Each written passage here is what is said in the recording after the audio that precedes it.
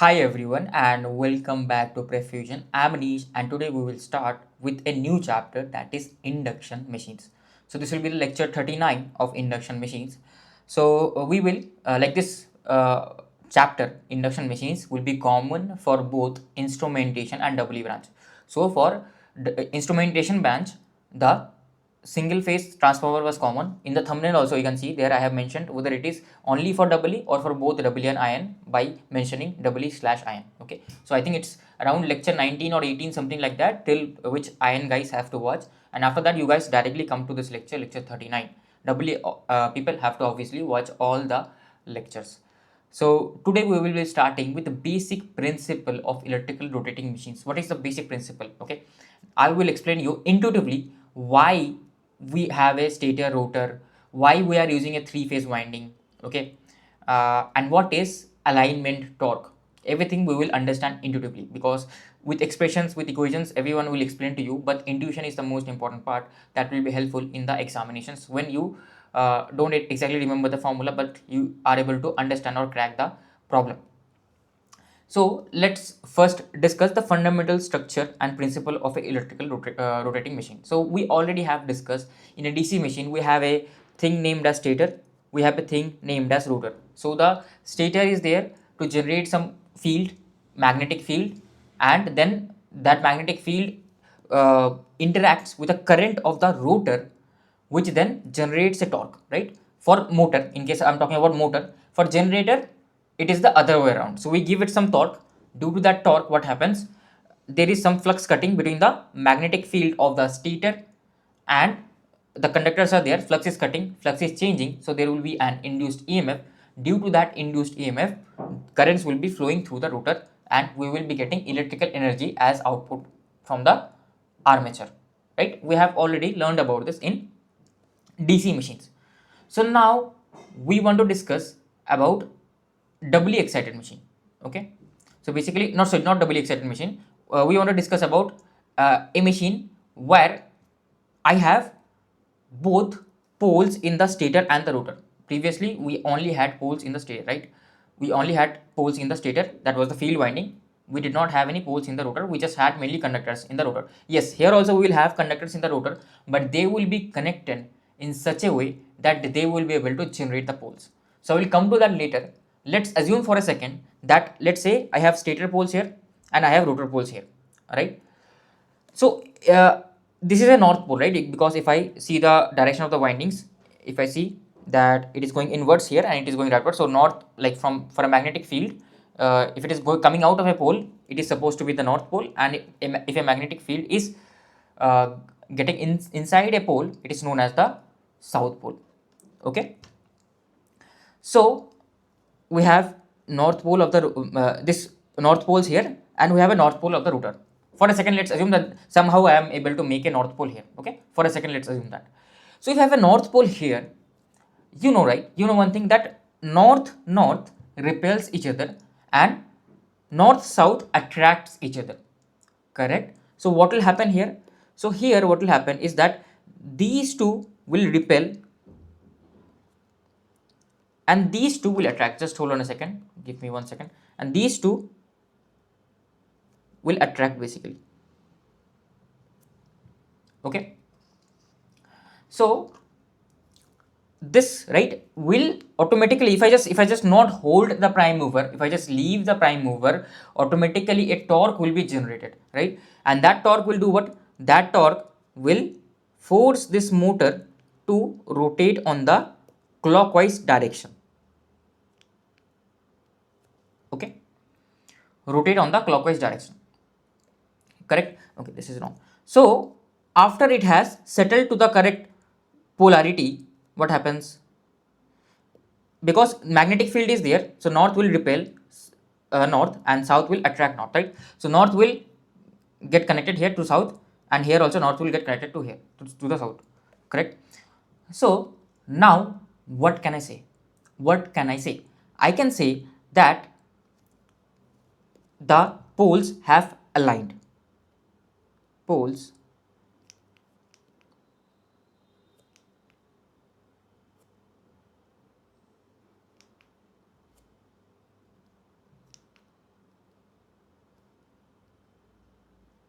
have aligned. Okay, so if the poles have aligned, will there be any other additional torque?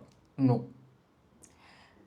So this kind of torque is known as alignment torque. First of all, that the poles are aligning with the opposite pole. So this kind of torque is known as alignment torques.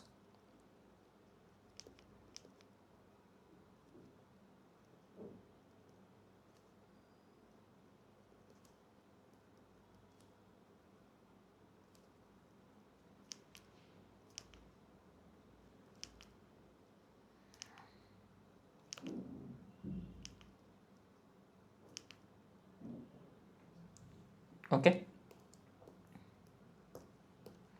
so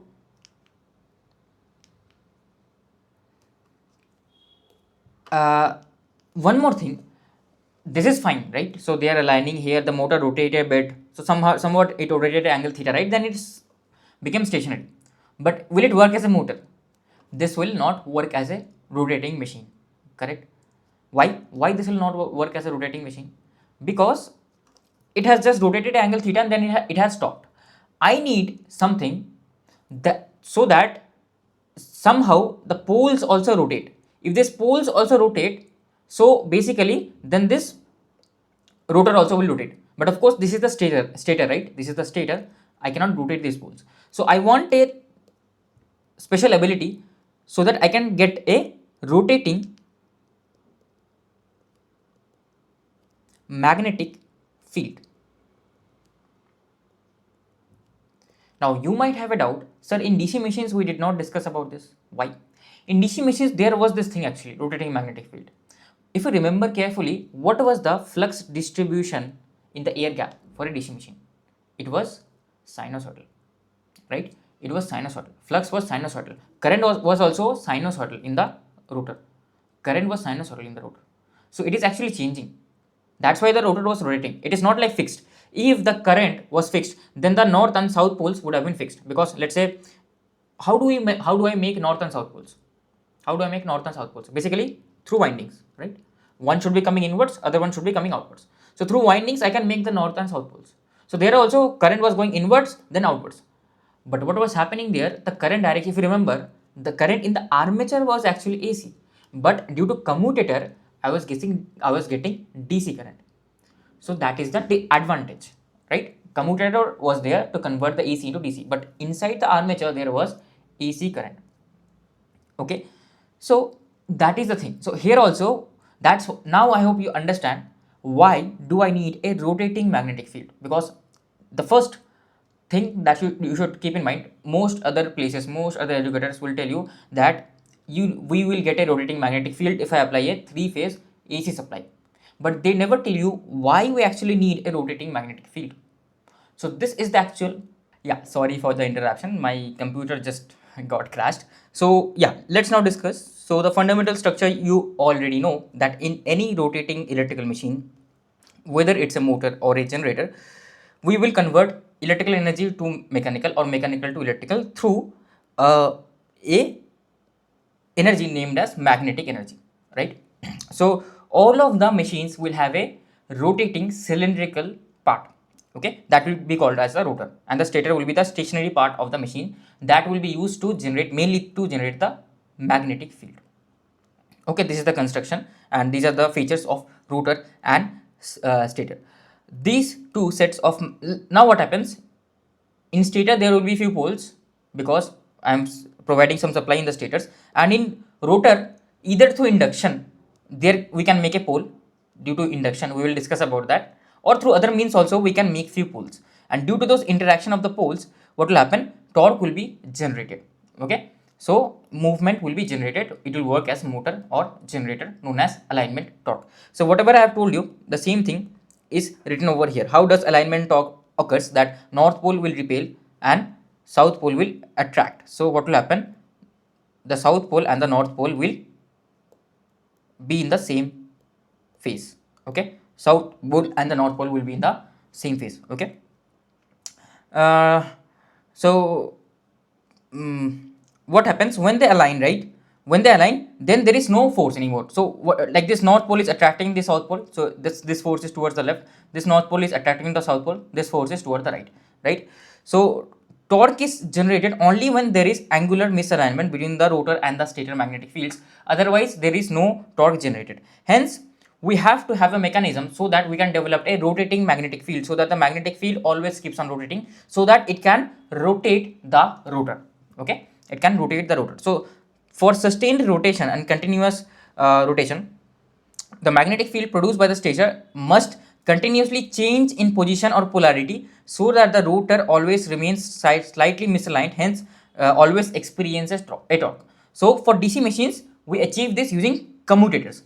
So what happens if I am supplying a DC supply to the DC machine? The commutator, what it does, it converts it into AC, right? The current is AC. So the current dynamically changes, due to which there is constant torque generation.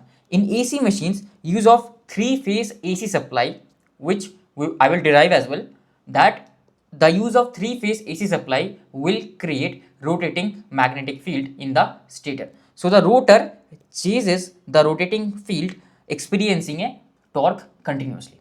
Okay, that is the advantage. So basically, the rotating magnetic field in three-phase AC machine, the stator, so in what speed that does the rotating magnetic field rotates? The speed is known as synchronous speed. Don't worry, we will discuss about this later on, but for now I'm just giving you a overview about the rotating magnetic field, because that is what we will be discussing. We had already discussed about DC machines. So, and the rotor attempts to align the moving field, creating a constant torque. So another key aspect is that it is basically the Newton's third law.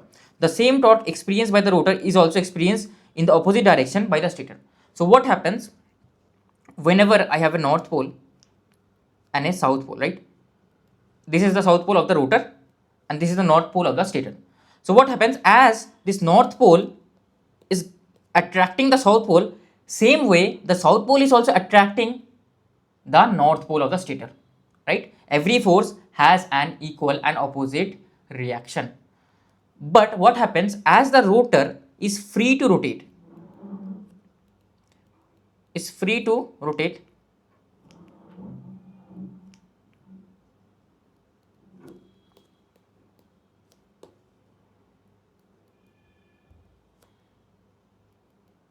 and stator is fixed, right? It is not free.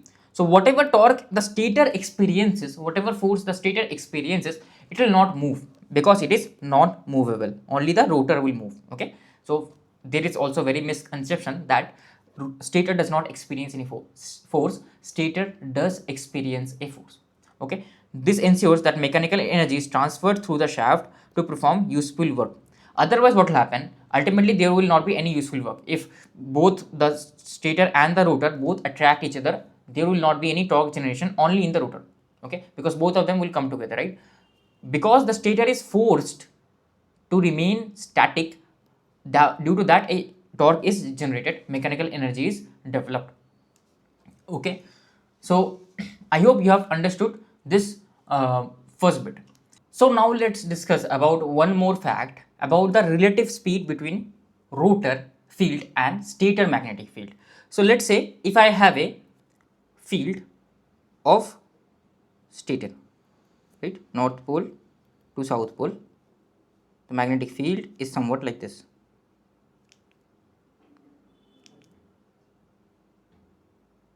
Okay, so and I have a sorry, this is the stator magnetic field, right? Sorry. So this will be the stator magnetic field, and I have a rotor magnetic field. So rotor magnetic field, let's say the stator magnetic field rotates with a speed of omega s, which is known as synchronous speed. Don't worry, I will discuss about all this later on.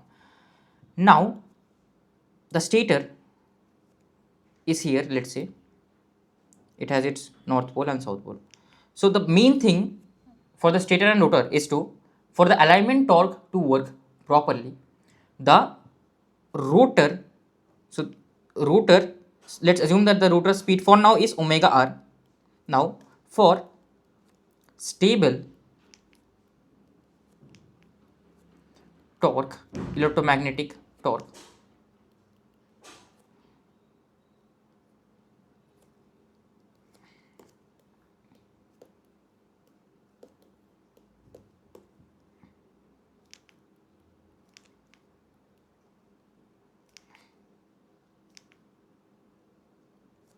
For stable electromagnetic torque, the speed of the stator rotating magnetic field and speed of the rotor magnetic field should be same. Okay, if they are not same, what will happen? Magnetic locking will not happen. So here what was happening was that I told you, right, that they will align with each other, and then if somehow the rotor also rotates, sorry, the stator field also rotates with the speed omega s, rotor also will follow that, right? So of course, for this principle alignment torque to work properly, the stator field and rotor field must rotate in the same speed. Please remember what words I am using. I am using rotor field. This is speed of what? Speed. Please keep this in mind. You else there will be huge confusion. Speed of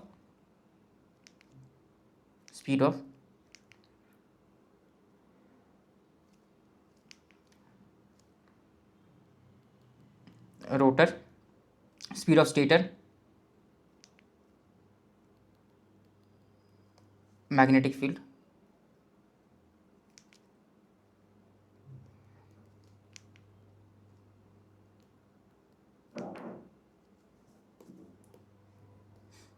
and this is the speed. Remember, this is the magnetic field, not of the actual rotor. Okay, magnetic field. This word is very important. That's why I'm highlighting. I will highlight once again.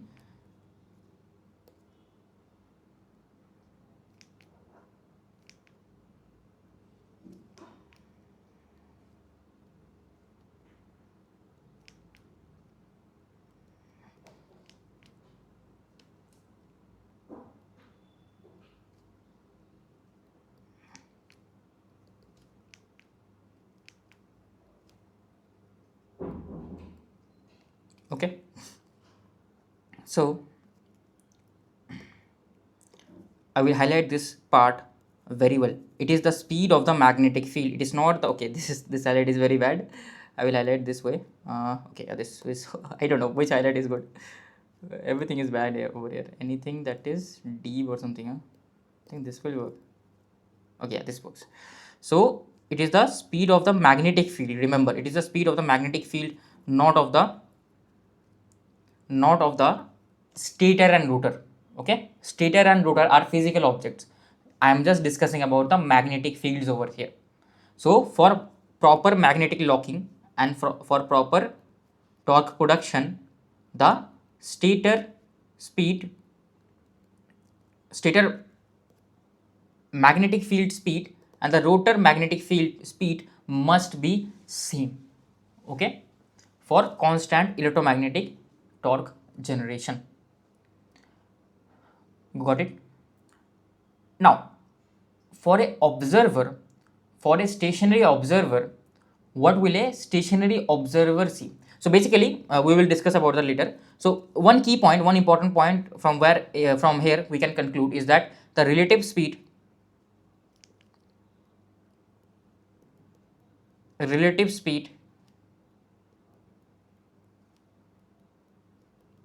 between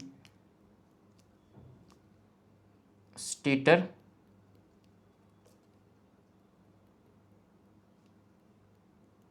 magnetic field and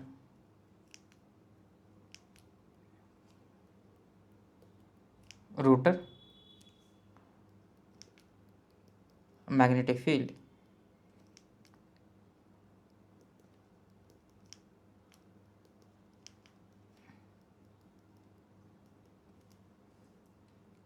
will be 0.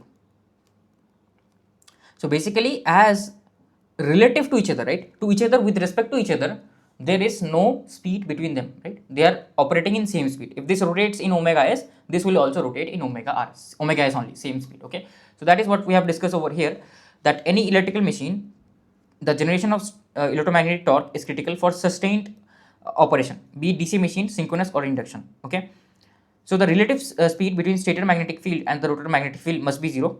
Okay, as we have discussed. Now remember, this is as seen from the stationary observer, right? So as a observer, if a observer is here stationary, okay, and I hope you know the concept of relative speed. Okay, very bad. I mean, very drawing is very bad. So if you see that the relative speed between these two, there will be zero speed, right? There will not be any speed difference if I see from the outside a stationary observer.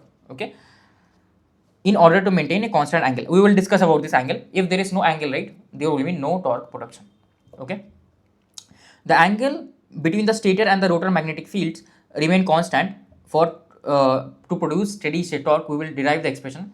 A machine under load must balance the opposing torque. So basically what happens, the motor generates a electromagnetic torque, and we have already understood that if I connect a load, a mechanical load, it will provide a opposing torque. So both of them will balance each other out, and then only when the electromagnetic torque and the load torque are equal to each other, then my speed omega will be constant.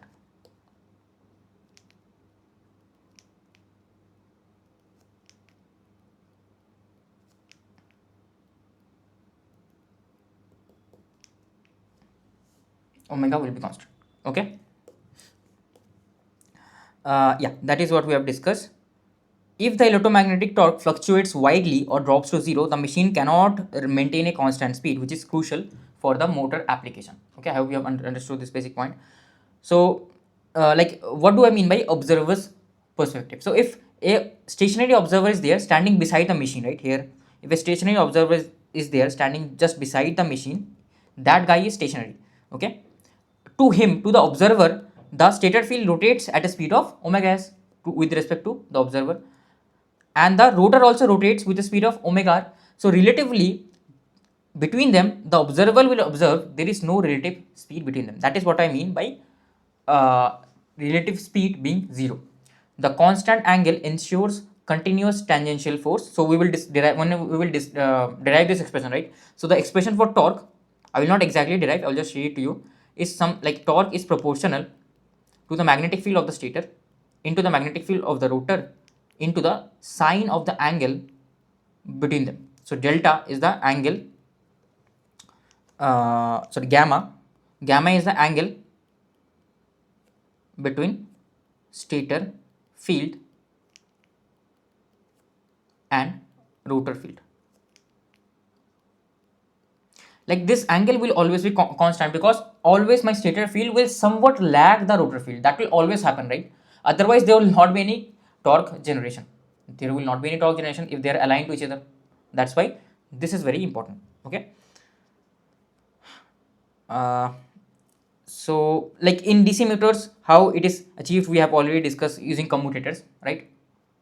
In synchronous machine, what we do, we apply both stator and rotor magnetic fields rotate at the same synchronous speed. So in case of a synchronous machine, which will be the next chapter, there we will apply magnetic fields to both the rotor and the stator. Basically we will apply three-phase power to both the rotor and the field winding. The stator will be applied a DC excitation, and the rotor will be applied a AC supply. So what will happen, due to that a rotating magnetic field will happen. Due to alignment and magnetic locking, the rotor will rotate at synchronous speed. So that will be described in the next chapter. You can ignore it for now. In induction machine, what we do, the stator creates a rotating magnetic field because we are applying a three-phase supply to the stator. So I have a drawing of the stator, if I can. So yeah, I have copied the picture. So this is basically the induction machine. Synchronous machine we will discuss later. So what happens in induction machine, we have three-phase winding in the stator. So we give three-phase power to the stator, which develops a rotating magnetic field, and which also generates, because due to induction what happens, it generates a induced EMF in the rotor, which then follows the stator rotating magnetic field. Why? Because it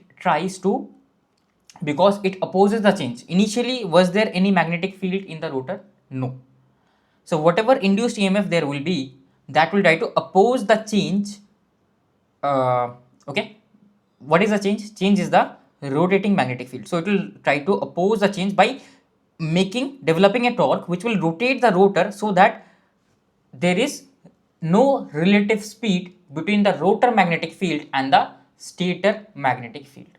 Okay, so that is what we do. A stator current creates rotating magnetic field from a three-phase AC supply. The rotor has no initial excitation. Instead, currents are induced to relative motion. Okay, instead currents are induced due to relative motion between the rotor and stator. If let's say rotating magnetic field is there, right? So flux is cutting the rotors, and if flux is cutting the rotors, what happens? EMF is getting induced. If EMF is getting induced, automatically it will generate a current. Now that current and the stator magnetic field will in turn develop a torque, correct, such that it will oppose its initial cause. Okay, so both of them will be locked in the same place. Okay, so yeah, that is the case over here. So the rotors, what happens? The rotor has no initial excitation. Instead, currents are induced due to relative motion. Rotor has no initial excitation. It does not have any excitation. Synchronous machine will have excitation. Instead, currents are induced due to relative motion of the what? Due to relative motion of the stator magnetic field and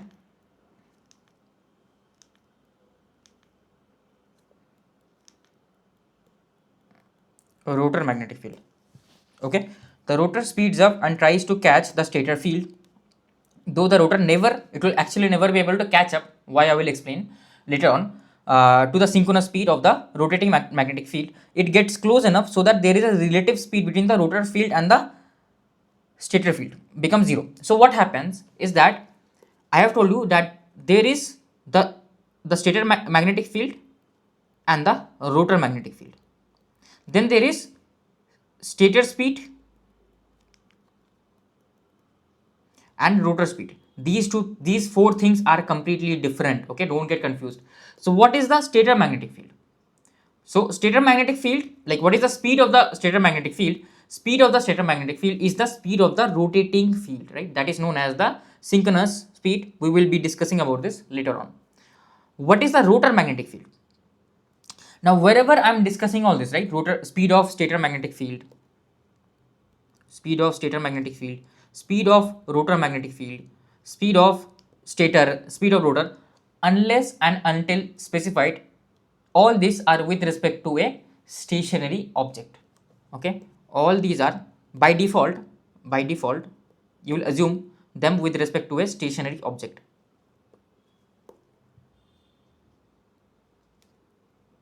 With respect to, by default,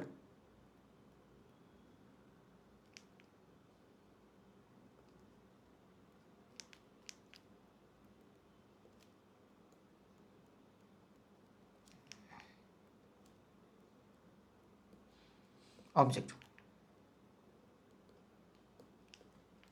Okay, that's it.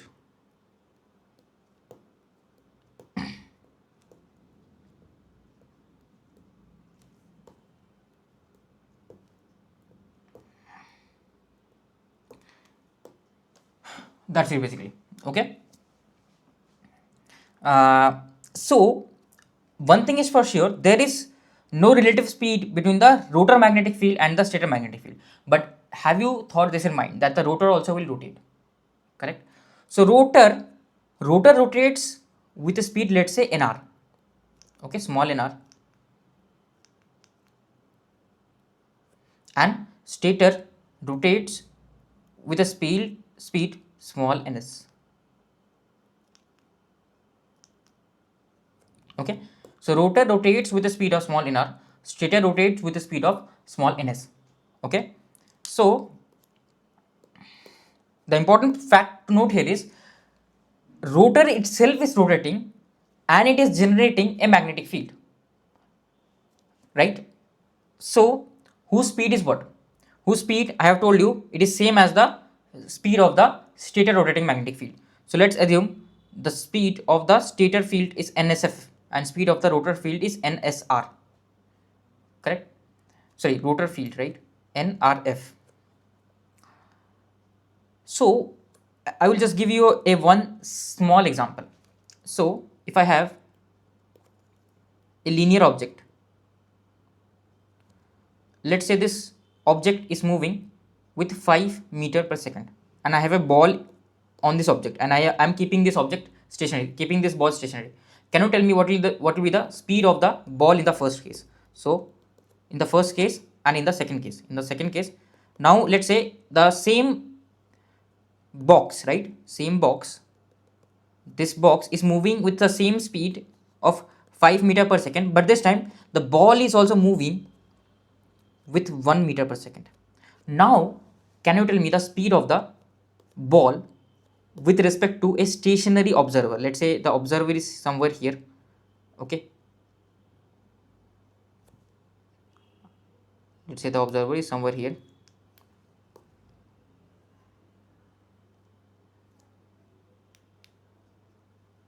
Okay.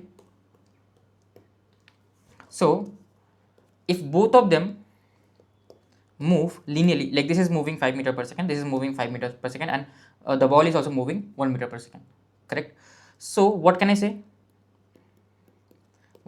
I can say with respect to this observer, for the first case, the speed of the ball will be 5 meter per second only, right? Because this box is itself is moving by 5 meter per second, and this is also moving by like 0, no speed in this box. So overall, the observer will see this ball is also moving with 5 meter per second. But for the second case, if I analyze carefully, that this, let's assume in a second, how much is this ball overall moving? So in a second, I am observing this, right? This box will move 5 meters, correct? Also in a second, this ball itself will move ahead by 1 meters on this box, right? So overall it moves by 1 meter. So overall in a second, I am moving 6 meters now. So overall, the speed of the ball with respect to the stationary observer will be 6 meter per second. It will not be 5 meter per second anymore, right? Same thing I am discussing here. If I am telling you that the speed of the rotor magnetic field and the stator magnetic field is same, remember stator is a stationary object. So speed of the stator is 0. Stator is a stationary object. So speed of the stator is 0. Speed of the rotor is non-zero, that is nr. So overall, what will be the, now from this conclusion, what I can say, overall what will be the speed of the rotor field?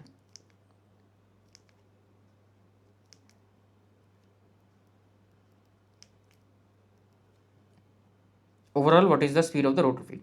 Overall, the speed of the rotor field will be a combination of both the rotor, sorry, so all these speeds are with respect to the individual, right? Individual. Now one thing I know, that there is no relative speed with respect to a stationary object of the rotor and the stator with respect to a stationary object. So a stationary object will see what is the speed of the rotating magnetic field with respect to the stationary object, right? Stationary object.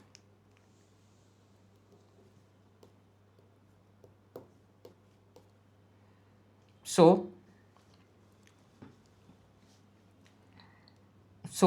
what I can say is that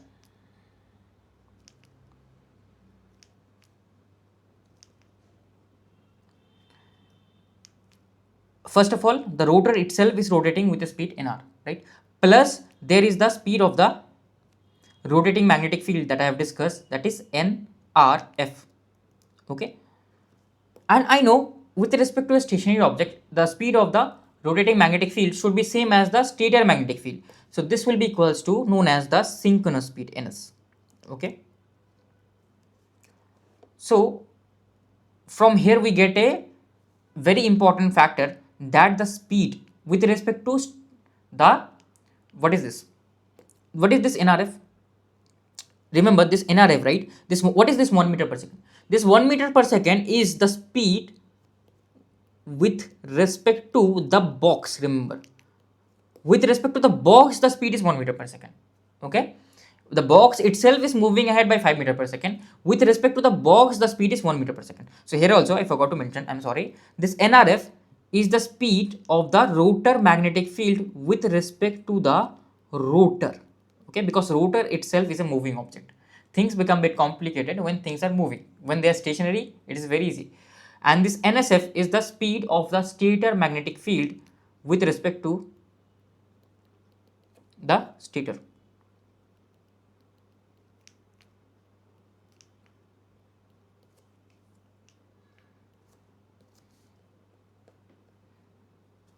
So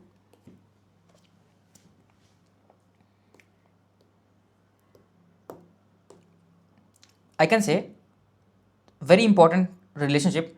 Now this NRF is equals to NS minus NR. This will be used later on. Okay, just giving you a overview right now. So remember, this NRF is what? This NRF is the speed of the rotor magnetic field with respect to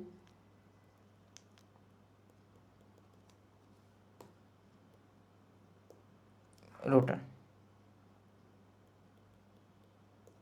Okay, with respect to rotor. So like we have already understood everything about induction machine without even going into it. Okay, so I hope you have understood this yeah, basic point. So basically, who invented this, like this idea? So this idea was invented by the Sir Nikola Tesla himself, right? So he was the creator of this. So I hope you already know his name. So who showed that even with stationary stator field windings, if I have properly phased three-phase AC currents, I will be able to develop a rotating magnetic field. This allowed elimination of mechanical commutators, because if we have seen, what we have seen is in DC machines we have commutators, right? So commutators are actually not desired, because why? Because there is friction in the commutators, right? There are mechanical parts, and whenever there are mechanical parts, right, there will be damage, physical damage.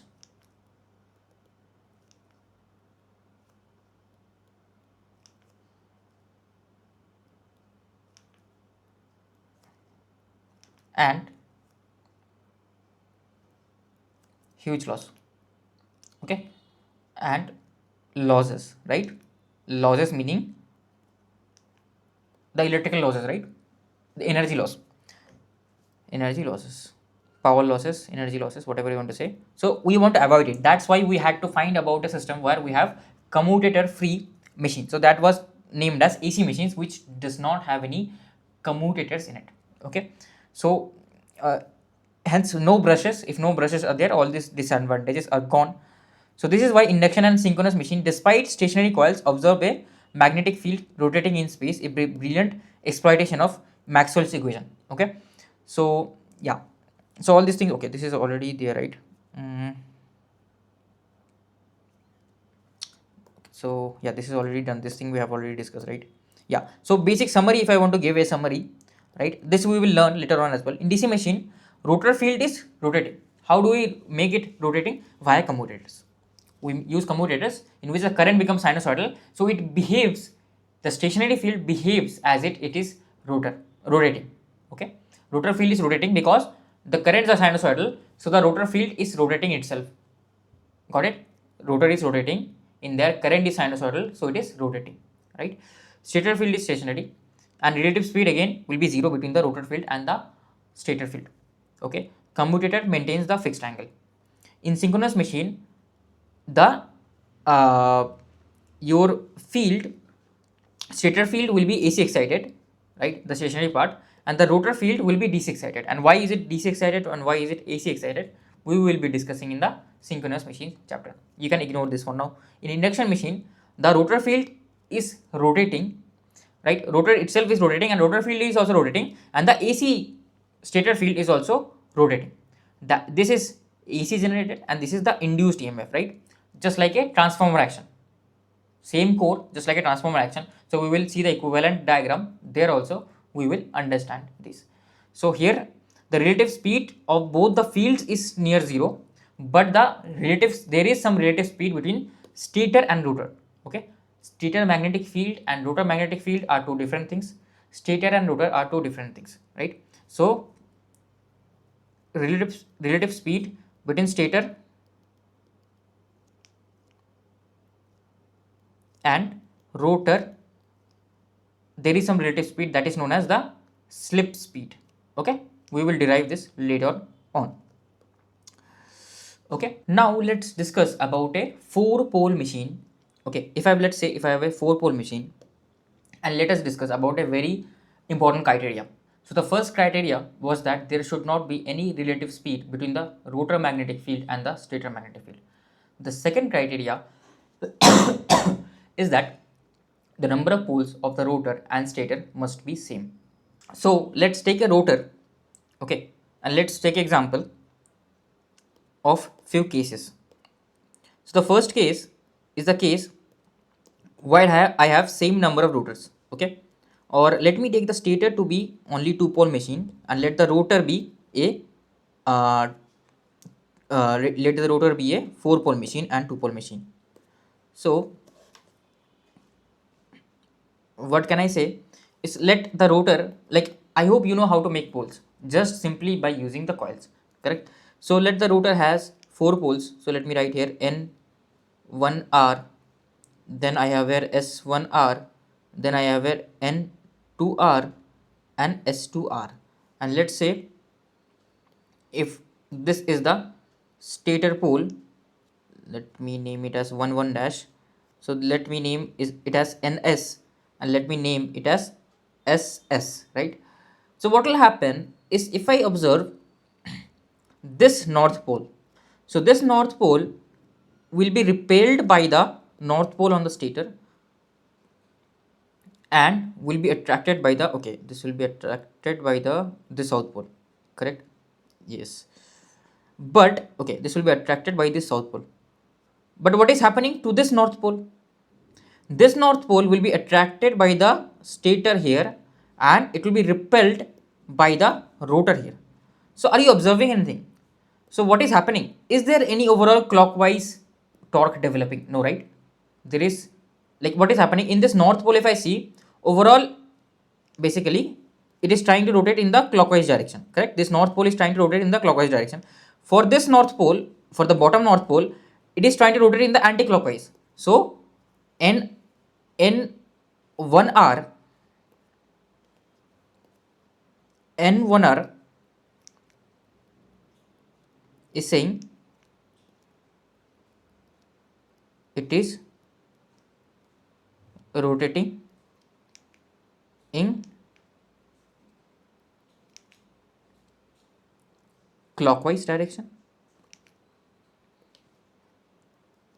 and n2r is saying it is rotating in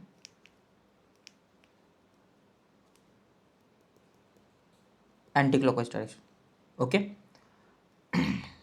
So hence there is no net developed torque. So of course I cannot have the poles to be, you can do it other way around as well. You can make the stator to have four poles and the rotor to have two poles. You will get the same answer. So no net developed torque.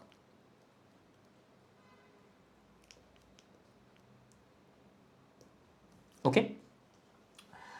Now if I see the case, if I, let's say, have four poles now, if I have four poles, so let's name this as n,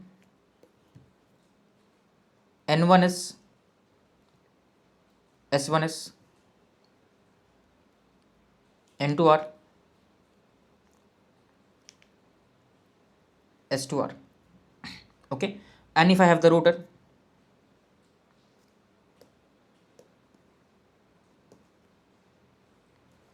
if I have the rotor, now what will happen? Now this north pole will repel it, so it will try to go in this direction. Okay, let me just rotate it slightly so that it is just a bit off-sided. So what will happen? This north pole will repel it, right? And this south pole will attract. So this N1R is actually getting a torque, experiencing a torque in the clockwise direction. What about this north pole? So if I see this north pole also, it will be attracted to this south pole. Sorry, this is not R, right? This will be S. Sorry about that. This will be S. This will be S, and this also will be S. So this north pole will be attracted to the south pole and will be repelled from this north pole. So again, this also is experiencing a torque in the clockwise direction. Same for the other poles as well. So here I see that overall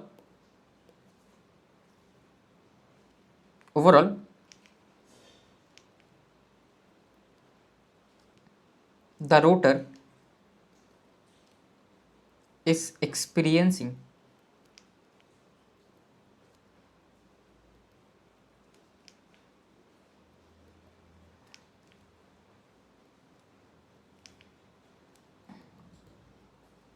a torque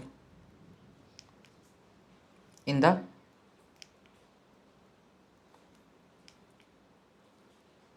clockwise direction.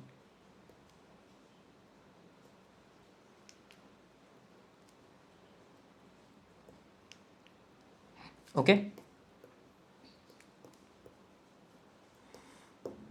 So yeah, that is the basic thing that you have to understand over here. So that's why the number of stator poles and rotor poles must be same. So we have like discussed the same thing only here.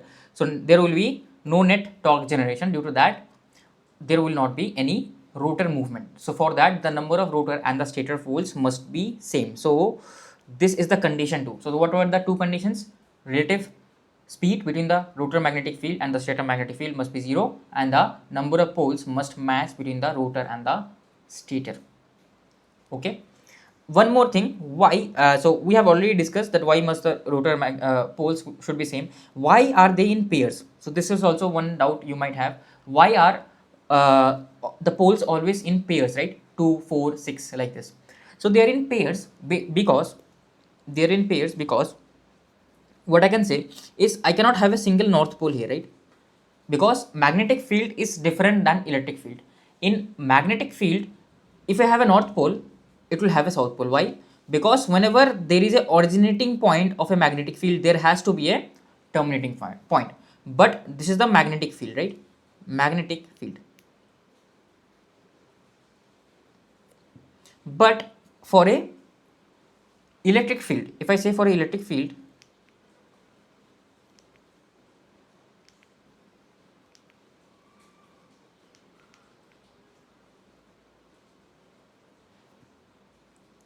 if I say for an electric field, it does not need a terminating point or a source point.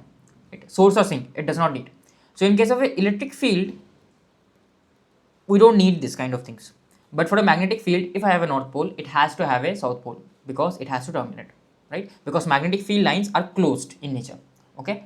So I hope you have understood this basic point. That's why each coil can always develop a pair of poles, not a single pole. Okay. So yeah, that was one thing. I hope you have understood this basic thing. So let's now understand how can you actually generate a 4-pole machine. How can a 4-pole machine be generated? It's very simple. Where is the coil? So this is the coil, basically these two coils I have. So what I will do, I'll just connect these two coils. Okay. So let's assume that I'm connecting a DC field through this coil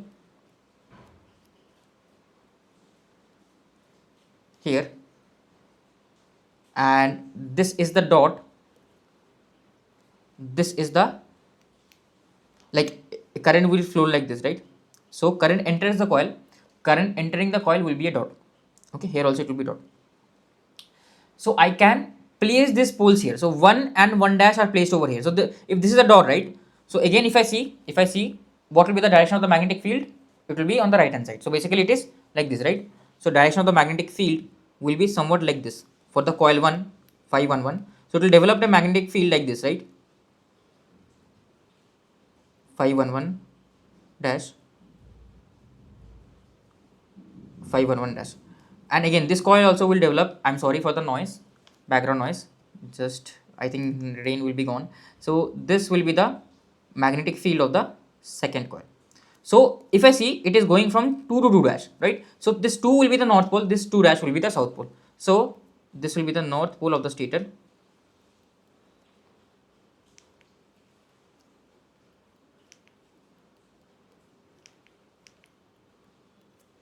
and this will be the first north pole of the stator.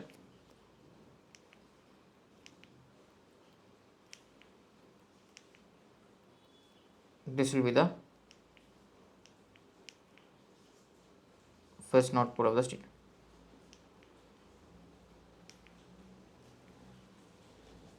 Okay. So yeah, that's how you developed a field basically. Okay, for a stator. For rotor, it's very easy. Just coils, currents will be there, that will automatically generate fields, right? In case of induction machine, because current will flow through induction. So same thing, whatever I've discussed is like written over here. You can go through this. So whatever I've discussed, you can go through the same thing I'm discussing over here.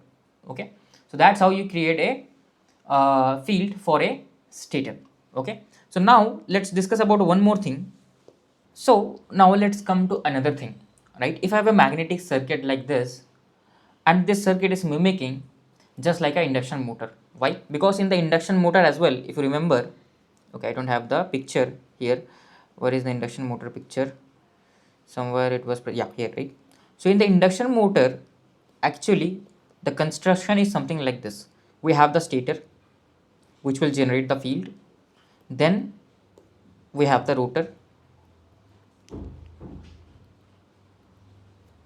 We have the rotor here. Then we have the air gap, right? This air gap is necessary for the rotor to rotate properly. If proper air gap is not given, then of course machine can get damaged. It can collide with the stator, that can damage it. So we have to provide the air gap. So air gap is used for properly rotating of the rotor. One more thing, if you notice, if I have a gap, right, and this rotor will be made of magnetic material, so it will have very low reluctance, right? So this is, let's say this is the rotor here, and this part is the stator. It's just like a transformer, but in a transformer I did not have these kind of thing, air gap, right? But here I will have the air gap as well. Remember one thing, that I am only giving supply to the stator. Due to induction, property of induction, what is happening? First of all, if I am giving supply to the stator, some flux is getting generated. Now that flux is both linking with the stator and the rotor, and due to that, what is this? What is it called? It is called mutual induction. It is called mutual induction.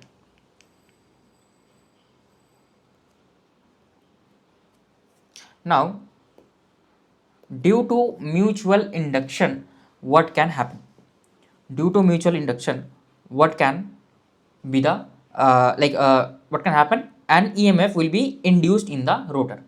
That will depend on how much flux is getting linked here. So how do I find out the flux? So if I convert this into a magnetic circuit, so I will have a mmf of n into I. Okay, number of turns here, let's assume it has n number of turns, just drawing a basic circuit. Okay, I'm not going into three-phase supply for now. Wanted to intuitively understand how does the flux depend on what parameters. So then I have a reluctance due to the air gap, so there will be a component of reluctance due to the air gap, Sg.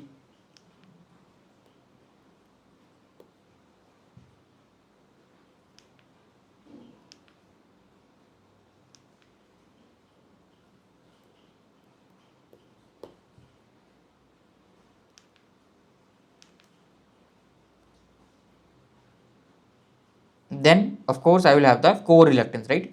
So overall I'm writing the core reluctance combining both the stator core and the rotor core. Okay, why am I combining it? Because it will not matter. Why it will not matter?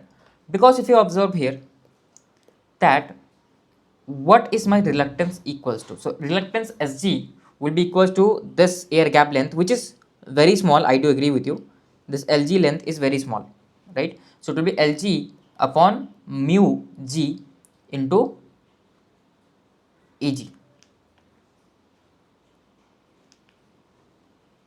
Okay, or Eg, if I write in on small.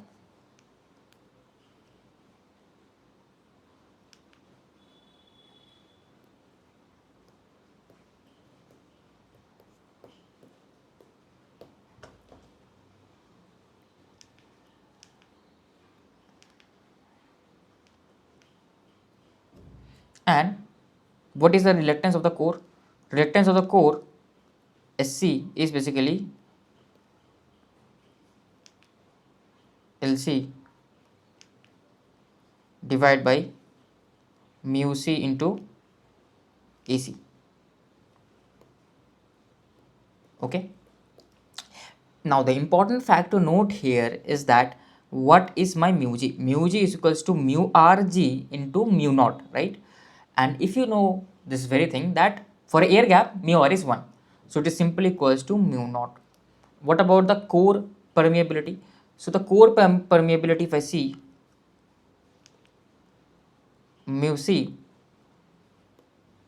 equals to mu RC into mu naught. So this will be equals to,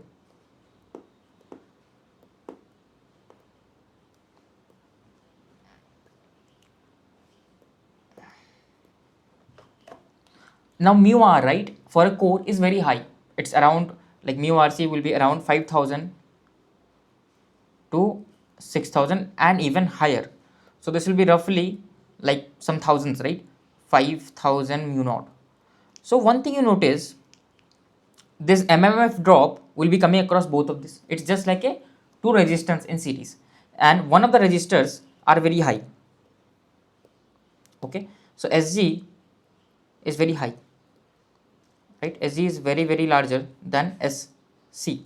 So if it is very larger than Sc, what I can say, I can directly roughly draw this circuit, right? Roughly say what is my flux equals to? Flux equals to mmf upon the reluctance, overall reluctance. So it is Ni upon Sg plus Sc. Now as the air gap reluctance is very high, even though the Lg is smaller, right? Length of the air gap will be smaller, but still reluctance is reluctance is very high, right? Still the relative permeability is very low for air, so automatically the reluctance becomes very high.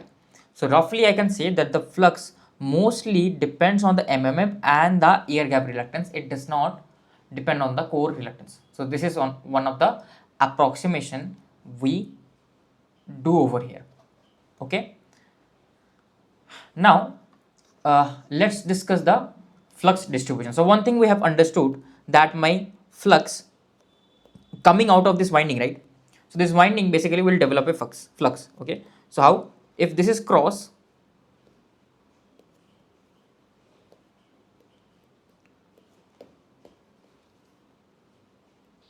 and this is dot and cross, right? So how will the magnetic field directions be? So here, right, this is cross, so the arrow is going inwards, so magnetic field will be what? My arrow is a thumb, it is going inwards, so magnetic field is in the clockwise direction. Okay, so magnetic field is in the clockwise direction.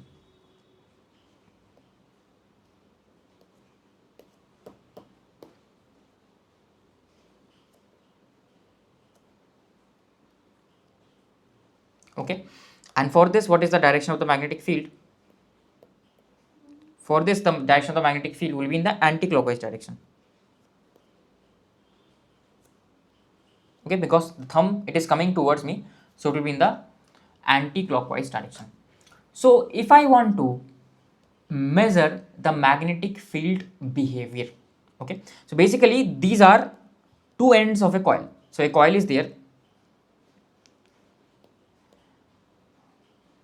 correct? These are two ends of a coil, and if current here is coming in like this, then it is told to be dot and it is told to be cross. Okay, and it generates a magnetic field in this direction according to the whatever winding sense there is. So this, the dot portion will behave as a north pole and the cross portion will behave as a south pole. Okay, dot portion will behave as a north pole and cross portion will behave as a south pole. So I hope you have understood this basic point. Now what is the magnetic field distribution? For that we will be using Ampere's law, as we have discussed in DC machines as well, because instrumentation guys are joining in here. So I will be again explaining this. One very fundamental rule I know, Ampere's circuital law, is that integration of H dot dl equals to I enclosed, right? Okay, that is what we already know, correct? So I will use that same formula here. So if I, let's say if I want to find out the flux density here, so how will I find out the flux density? I know what is my flux density equals to. My flux density is equals to B is equals to this is mmf upon reluctance, this is the flux. So yeah, it should be independent parameter. So I know my magnetic field intensity is mu into B, right? So my flux density will be, B will be basically H by mu. Okay. Now, what can I say? Sorry, I have made a mistake over here. This is not the correct one. Yeah. Sorry, magnetic, it should be other way around, right? So magnetic flux density will be equals to mu into H. So this is the magnetic flux density. So if I know the magnetic field intensity, I will be able to know the magnetic flux density, and from there I will be able to know the flux. So I know that if I take a, like, I want to find out the flux here, right? How do I find out the flux here? So I can take a square box over here, okay, a rectangular box over here, rectangular curve over here, right? And let's say its whole length is L, perimeter is L. So as it is continuous here, I know the magnetic field intensity throughout this rectangular curve will be constant, right? Because it is like magnetic field lines will be in a circular or a rectangular sheet, anything, it will always be constant. So throughout this curve, because the distance, right, is almost same, it will be constant. Okay, so actually I should have made it circle only. I should not have made it square. Okay, circle would have been the best choice. So if circle, if I make the circle, right, then the distance from the conductors is same. Distance from the conductors is same. That means that here the distance is r. Okay, as it is same, the magnetic field intensity will also be same, right? So it will be simply if I assume that the overall length of this wire or curve is L. So it will be H can go outside of the integration. It will be integration of dl will be equals to I enclosed. Now currently I have only a single coil which is, let's say, carrying a current of I. Okay, so this will be I.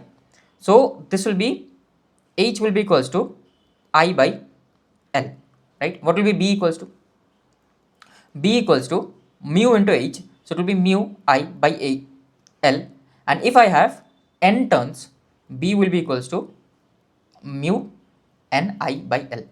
Okay, so one thing I notice, it does not matter, right? It does not matter like if I'm moving in this lateral direction, right? If I'm moving in this lateral direction, the flux density is almost constant. Almost, I can approximate it here near. I do understand that I will come here, the flux density will be higher. Here it will be a bit lower, but it will be almost constant.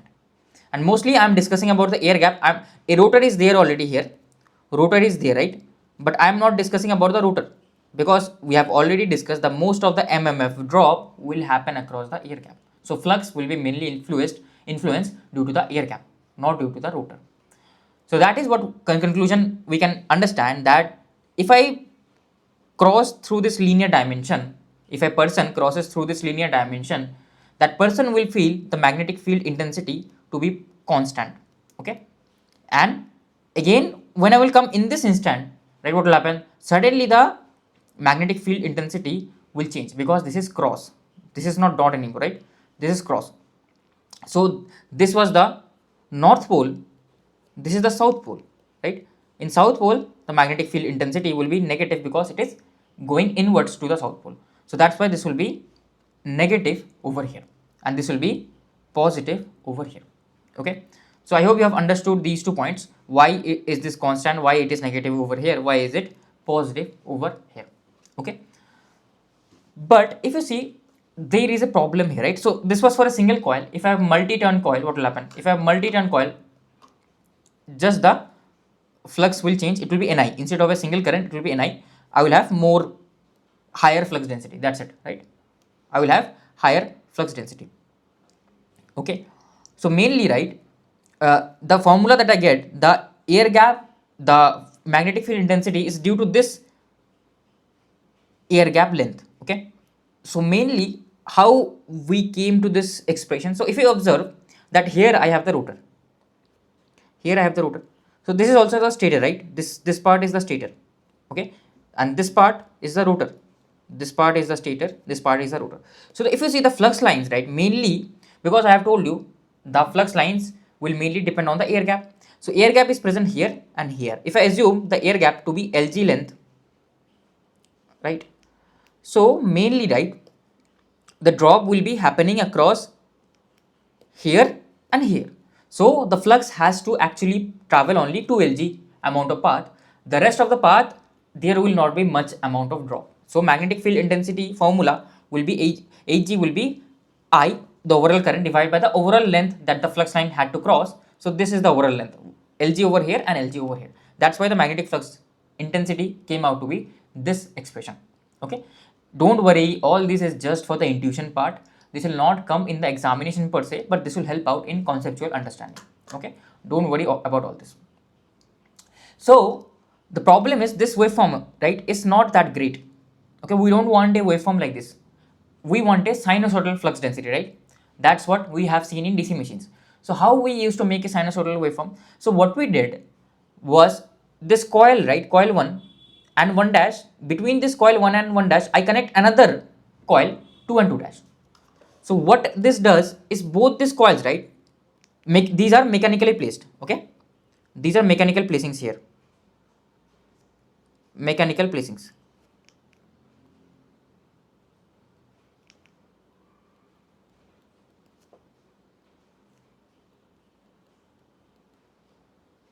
Okay, so now what I can do is electrically how they are connected. Electrically they are connected like this: 1 dash and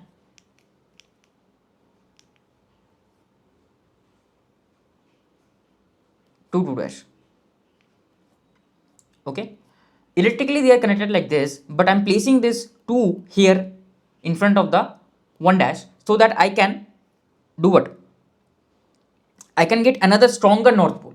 I can get a stronger northern pole. So what will happen? This is the flux density due to the coil 1. This is the flux density due to the coil 2. So mechanically, I am placing them, physically I am placing them like this. So after this 1, 2 comes, then 1 dash comes, then 2 dash. So what is happening? Basically, they are getting more and more stronger. Okay, they are getting more and more stronger. Okay, this is dot, yeah. So this north pole is becoming more and more stronger. That's it, right? So here what is happening? What will be the resultant flux density? Resultant flux density will be the addition of these two individual flux densities. If I add these two flux densities, okay, what will I get? This will be the actual physical distance, and the flux density will be somewhat like this. So it will be a bit negative,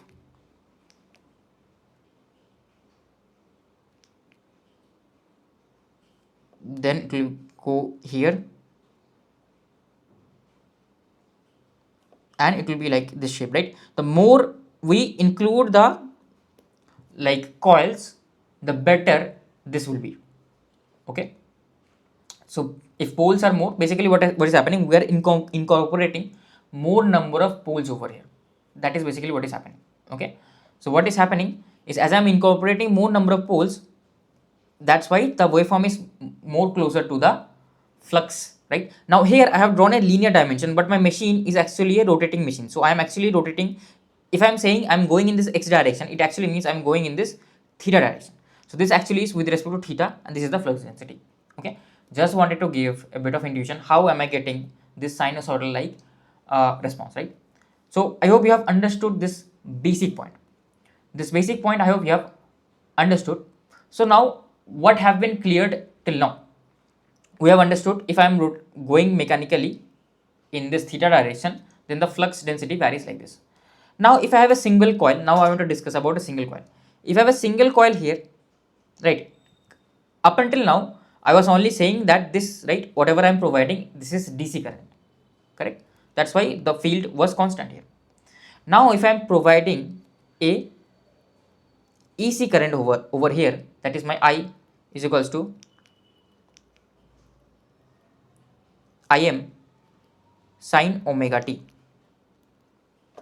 Okay, if I am providing a AC current over here, then what can I say? How will the flux density vary? So flux density is just like, basically it is what? Okay, I is Im sin omega t. So the flux also will be something sinusoidal, right? Because what is my flux? Flux is mmf upon reluctance. So it is flux is directly proportional to the current. If current is sinusoidal, flux also will be sinusoidal. So here please remember one more thing is I am plotting my magnetic flux density with respect to theta. So the important point is I have already explained to you that if the current was fixed, right, then the flux density, if I keep on increasing the coils, it will be more and more smoother, and it will be with respect to the space angle. This theta is the space angle. It will reach sinusoidal. Okay, please remember this is not the electrical angle, right? This is the space angle. So theta mechanical I must write, otherwise you will be confused. So roughly I will get a sinusoidal. Okay, so that is the gist of it. Now it is fixed with respect to the space angle.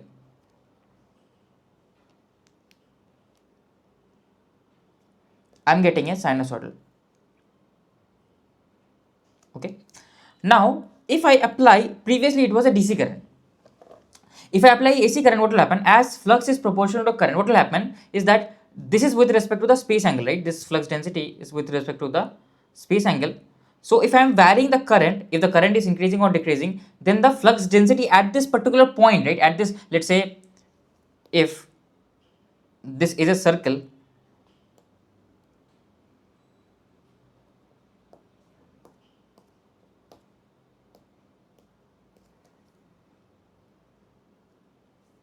and let's say let's assume that this is theta equals to 0.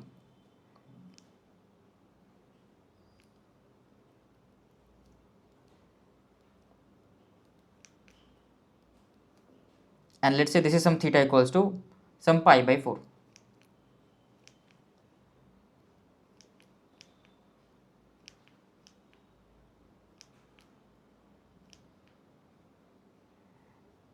Okay, so basically if at this point, at the same point, for a certain, let's say Im equals to 1 ampere, if Im equals to 1 amperes, then I get this waveform, right? According to the space angle, if I keep on varying, if I keep at this point, at this point, at this point, the flux density changes like this. Now if I change my Im to be 2 amperes, what will happen? In the same theta equal to 0, it will be 0 only, because here it does not, it is 0 only, flux is 0, so current is 0, flux is also 0. But after this, what will happen? Im is increased, it has doubled, right? So at this point, this also will move up. So if I'm at this point, right, previously if let's say the flux density was 1 tesla, now it will be doubled, it will be 2 tesla, because current has scaled. So I will be somewhere around here. Okay, and this will be scaled twice. Okay, with respect to the space angle, with respect to the space angle, it will be scaled twice. Now if I reduce the Im magnitude, so if I reduce the Im magnitude, it will be scaled, downscaled basically. It will be downscaled.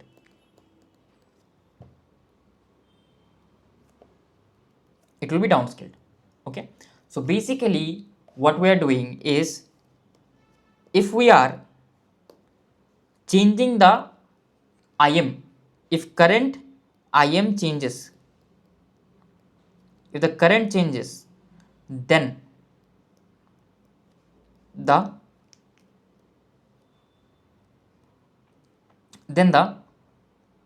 B also will change.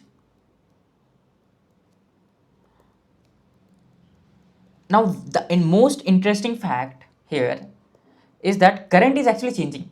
Okay, I know there is a bit of confusion. Current is actually always changing. So please remember here what I am drawing with respect to theta here, right? It is not a function of time. It is like I just tricked you. It is not a function of time over here, right? It is not a function of time. So at this particular instant, not instant, sorry, at this particular position, let's say theta is equals to pi by 2, the flux density is this, right? But let's say at t equal to 0, at t equal to 0 if I observe, at t equal to 0 if I observe, if I am at this particular instant, I will see that the flux density here is maximum, that is some Bm. this is at theta equals to, let's say, pi by 2, right? Now for the same theta pi by 2, if I observe, let's say, at t equals to 1 second, then it will not be bm anymore, it will be something lower than bm, it will be bm dash, okay, which is not equals to bm. Why is it not equal to bm? Because I have told you, if the current changes, then the flux density also will change. So with time, what is happening, this flux, right, at this particular position, the flux density is also changing with time, because this is not a function of time. I know you are accustomed by seeing the x-axis as a function of time, but x-axis is not a function of time, it is theta, that is the space angle, it is a position, okay. So that is what is happening over here. So if I'm at this position, I will observe that the flux density is going higher, also it will go negative as well, it will go negative, it will go even negative, like this, right? Okay, because here, right, it is Im sin omega t, so sin omega t can be +1, 0 or -1 as well, right? So these things can happen, okay. So yeah, that is the thing over here that is important over here. So this is called a standing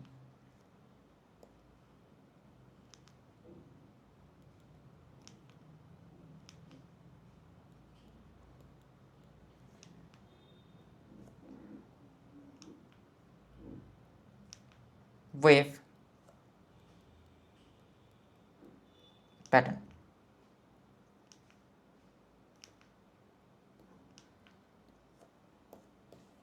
This is called a standing wave pattern, okay.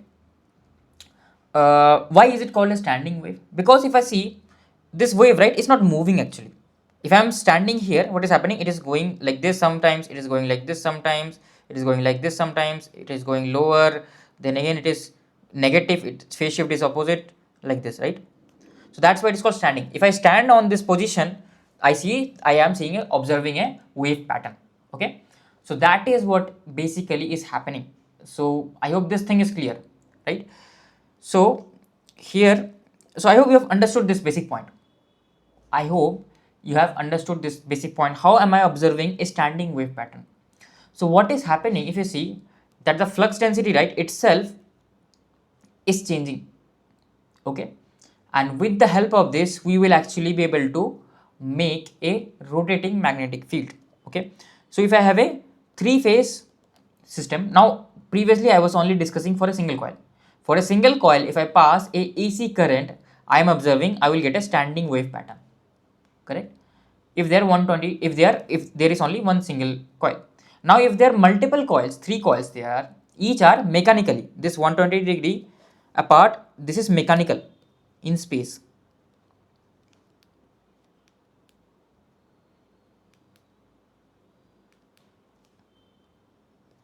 okay. So generally they are connected in series. So if they are mechanically apart, what will happen, it will basically develop a rotating magnetic field, okay. So that is the basic thing. If I see here, right, the magnetic field, if I keep on going along the space angle, I am observing the magnetic field itself is also falling. Initially I was here, then the magnetic field came here, then the magnetic field, like the highest value, peak value, came here. So what is happening, the magnetic field itself is moving, right, along the space. So it is like a wave, right, moving along space. I am not proving you mathematically over here, but I hope intuitively you are understanding. As I am observing a standing wave pattern, I can see it is moving along the space. So magnetic field itself is moving, right? So it is just like a two poles, north and south pole, which are moving, right, like this, in whichever direction. Let's say my space angle was in the clockwise direction, so it is moving in the clockwise direction, depends on the phase sequence, okay. So if I am applying currents here, each of this current flows through their respective windings, producing its own time varying magnetic field distributed across the stator's inner periphery. Since the coils are physically 120-degree apart, their individual mmfs are also spatially distributed, okay. So like we have already discussed that what happens if I give a DC current to a single coil. What happens if I give a DC current to a single coil? If I give a DC current to a single coil, it leads to the flux getting fixed across the air gap. So basically, how is the flux? So it's just like a north and south pole, right? It is just like a north and south pole. So the flux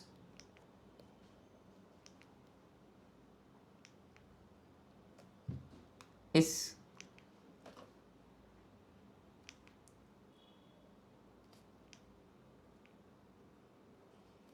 like this.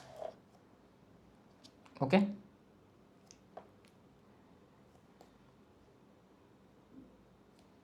It will be like this, right? North and south pole. If I move along this, like I'm showing you linearly, but if I just place it in a like winding wise in a rotating structure, it will be like a space angle. Okay. Now if I apply a time varying field, now for a single coil it was just a like square wave, but for multiple coils roughly I will get a sinusoidal wave, right? Distribution. We have already discussed about this in the DC machines.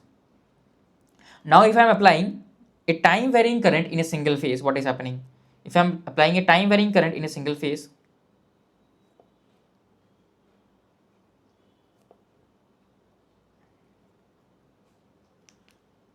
I am sin omega t. Okay, then basically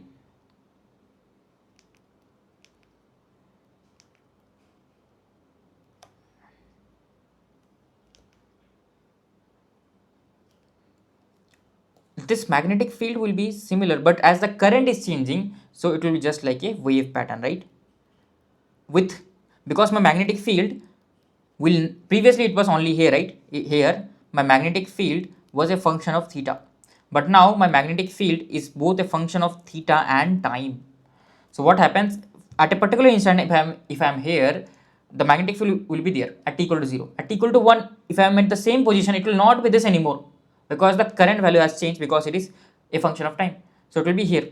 So magnetic field will be this, and it will keep on changing. It will keep on changing.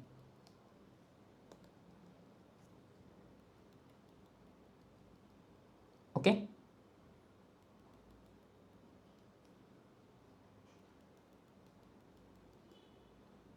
So what is happening is, if I observe, basically this was the north pole, right? Previously, now what had happened, the north pole got shifted to here, right? This was the north pole, this was the south pole. If I see the green curve, if I see the yellow curve, the south pole got shifted here, the north pole got shifted here. So basically what is happening, basically they are rotating.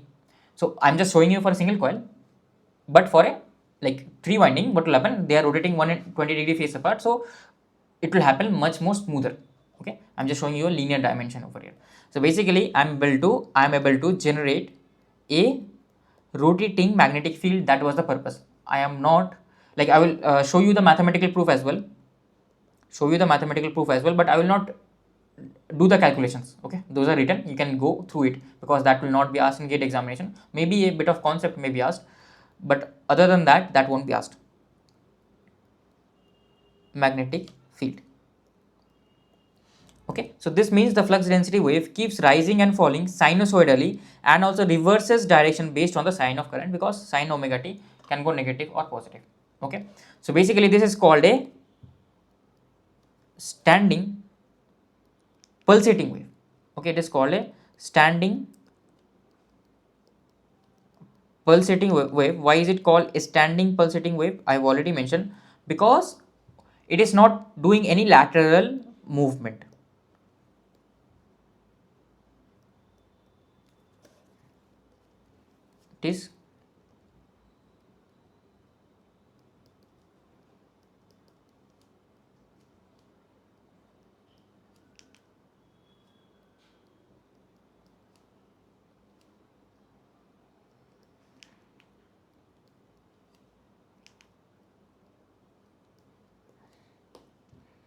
It is not doing any lateral movement. Okay, so I hope you understood. Like, I'm not drawing for the other phases. So basically for the other phases, right, the waveform will be similar, just they will be displaced by 120 degrees apart. So basically in space, because they are distributed in space by 120 degrees apart. Okay, we see here distributed in space by 120 degrees apart. Okay, so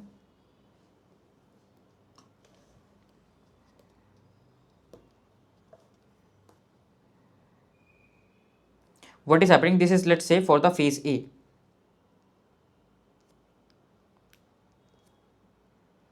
Now for the phase B, what will happen is that they will be 120 degree apart in phase, right? So this is 180, 120 will be somewhere here.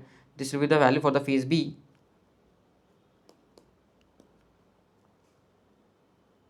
And for the phase C, it will, this will lag, it will lead. For the phase C, it will just lead.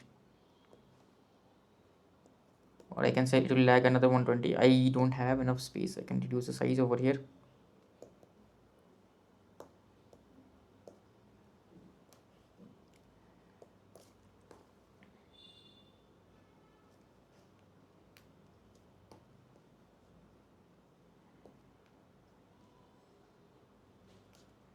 Phase C, basically what will happen, it will lag another 120, or I can forward it or lead by 120. Lead by 120 is like, it will be somewhere around here. Yes. Yes. So basically this is the reference point.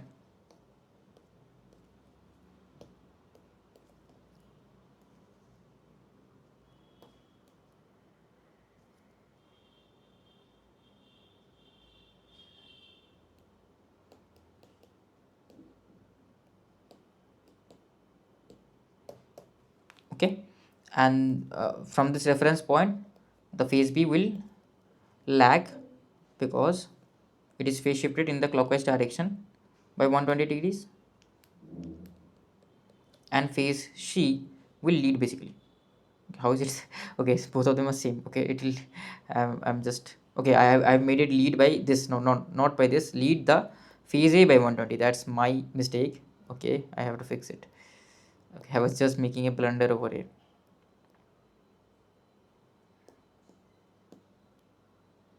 Yeah, almost around here. Okay, so basically the thing that I want to write over here, this is 120, this is also 120, it will lead by 120, this is 120 lag, and this is 120 degree lead. So what I can say is the phase B and C magnetic fields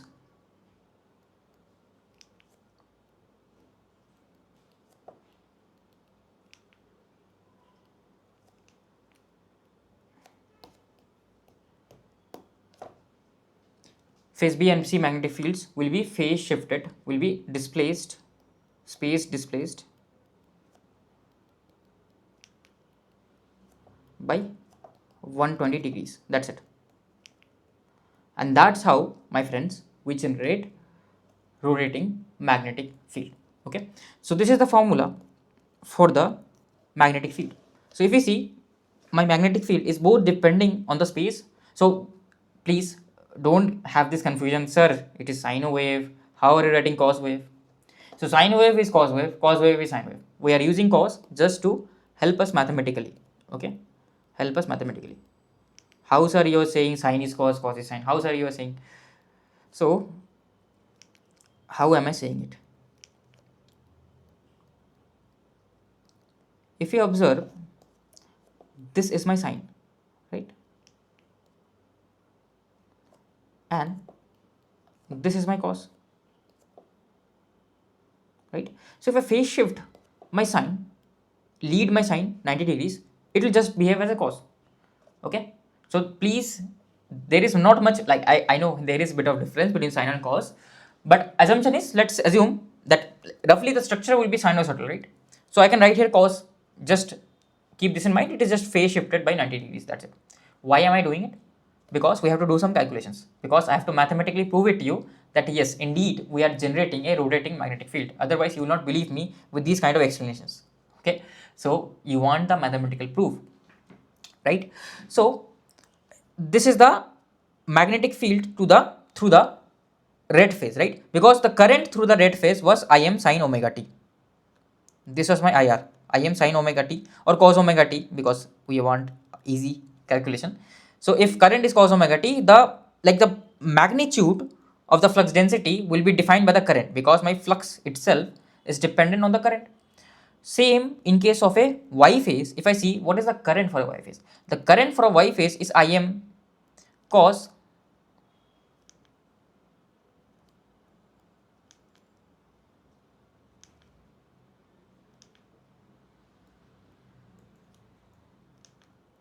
omega t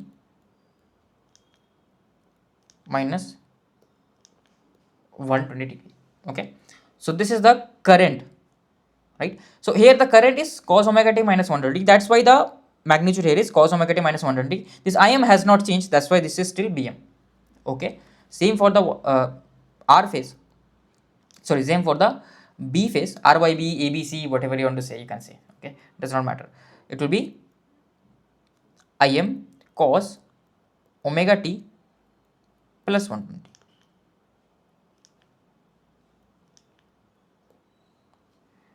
Okay, so that is what will happen over here.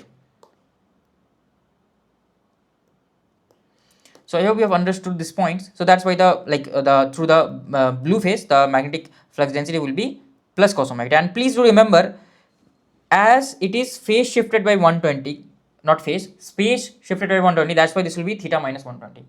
Okay, because there is space displacement as well. Okay, so now what will be the resultant magnetic field? So what is the magnetic field through the blue winding, right? Because you might have a confusion. What is the magnetic field through the blue winding? Same thing, only theta comma t, it will be B max cos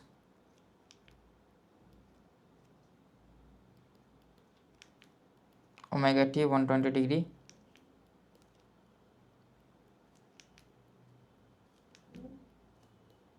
theta plus 120 degree.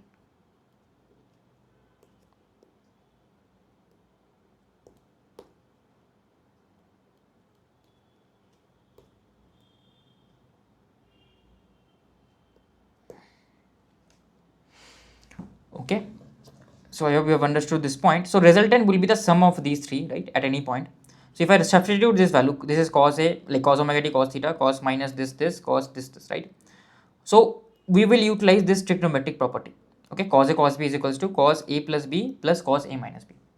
So if I apply, you can see, you can do this trigonometric property. If you apply this trigonometric property, what you will observe is your final resultant magnetic field will be 3 by 2 Bm max cos omega t minus theta. So it is both obviously a function of theta and omega t. For a second, if I assume time to be constant, so with respect to space, what is happening? If I assume at t equal to 0, what is happening? If I assume at t equal to 0, basically I am observing cos of minus theta is cos of plus theta. So I am observing a some valid value of resultant flux. Okay, this graph is for t equal to 0, right? If I now increase the theta, if I keep on increasing, this will just be somewhat like this. Yeah, cos of minus theta is theta only, so this will be somewhat like this. Yeah,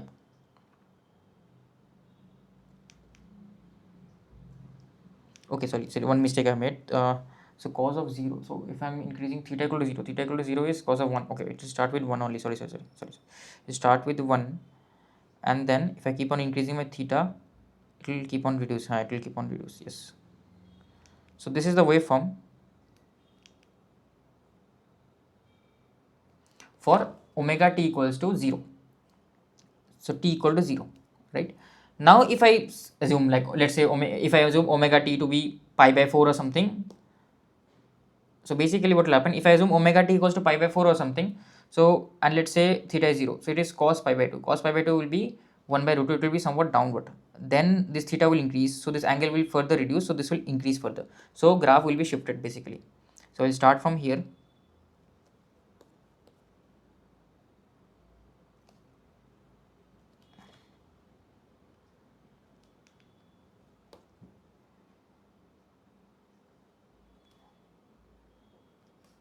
Okay, this will be the graph basically for the, let's assume for omega t equals to pi by 4, and for other omega t you can draw the graph will be somewhat like this. So again I am getting a mostly a standing wave pattern, but this will be better, okay, because if you see the flux density has increased. That's why we are using, of course with a single phase also I can generate a rotating magnetic field, but this will be even better, okay, because I am able to generate higher rotating magnetic field. Okay, so just wanted to give a bit of intuition how, like, mathematically I have proven it to you how it comes out. You can do these calculations, no problems, no problems at that, right? But if I want to say to you intuitively how this 3 by 2 bm max comes out to be. So let's assume at omega t equal to 0, what are the currents at omega t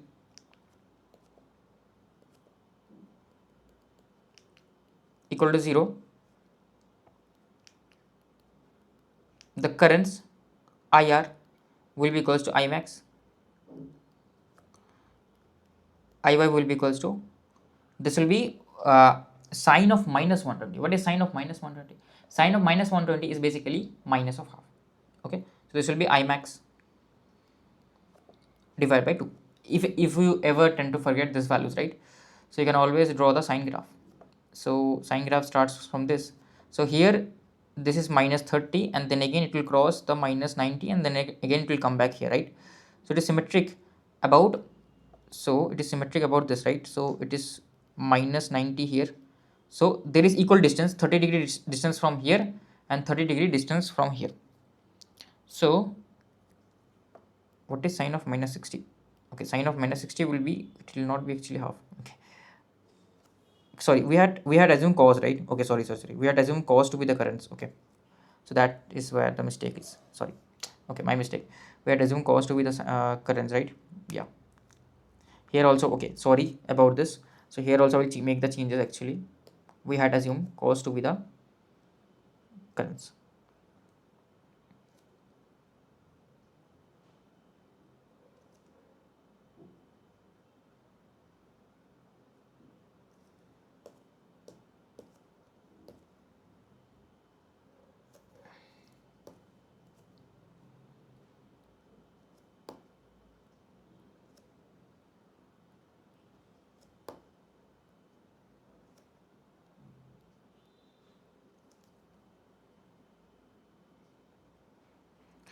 So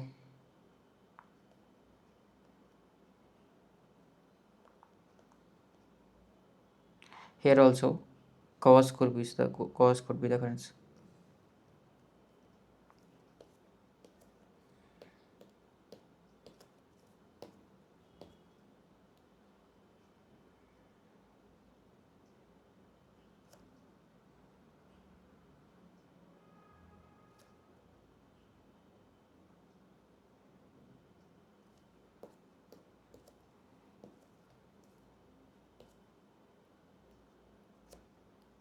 So if cos is the current, right, that's why the mistake was. So basically this is cos, right? If I draw the cos graph, cos graph is somewhat like this. So I'm just saying it for those students who tend to forget. They can, other guys can skip this, right? So basically for cos, right, it will be somewhat like this, correct? So this is 1 and this is 90. At 90 it is 0. So like I am at minus 120, minus 120 is here. So it is basically 30-degree distance from here, 30-degree distance from here, correct? So basically from 0 I am moving 60 degrees, because this whole thing is 30 and this whole thing is 90, right? So this thing will be 60 degrees.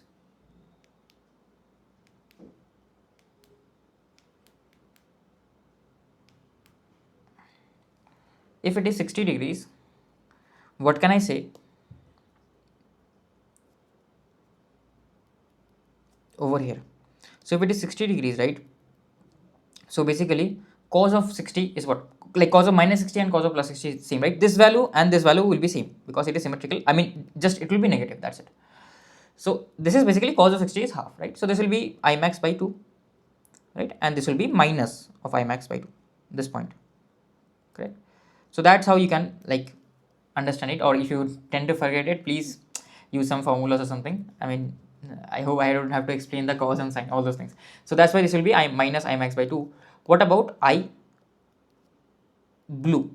Blue will be, it will be minus 240, it will be same minus I max by 2 only. Okay, because what you can do, you can add or subtract 360. You will see basically what is cos of minus 240. I can add or subtract 360, so this will be cos of 120, right? And cos of 120 is same as cos of minus 120. We had just discussed what is cos of minus 120. Cos of minus theta is same as cos theta. So this will be basically 1 by 2, I max by 2, right? 1 by 2, sorry, minus 1 by 2. So that's why this will be minus I max by 2. Now remember, these are the values, right? But they are spatially distributed with respect to 120 degrees. So basically the important fact is, let's assume that this is the red phase, right? So what will be the direction of the magnetic field of the red phase? The positive direction, it is in the upward direction. So this will be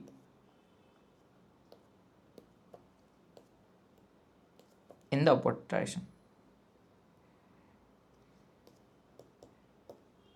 Okay, so this will be the magnetic field of the red phase.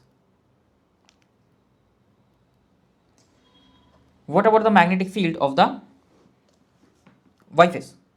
What about the magnetic field of the Y phase? So the magnetic field of the Y phase, positively it should be here, right? Because these are the dots. Current is entering like this. So this is the dot, this is the dot over here. So positive direction is here, but I am observing it is minus I max by 2. So positive direction is here, it is minus I max by 2. So I should lie somewhere around here, right? So this is the reference direction of the Y phase, but it is minus. So negative means just the opposite. So it will be just opposite over here in this direction, right? So just ignore my drawing for a second. So this is minus y, so this will be by, right? So this angle, let's assume a thing that this angle is overall, this angle is 90, right? This angle is 90, and I know this angle is 120, so this angle is 30, right? Because why is this angle 120? Because they are spatially distributed 120 degrees, right? Stator, this is the stator. So this is 30 and this also will be 30, right? So this will be 60. That's it. Okay, same, if you do the same thing for the blue phase, it should lie, reference direction is this, but it is minus Im by 2. So this will be, Br will be plus Bm. Okay, By will be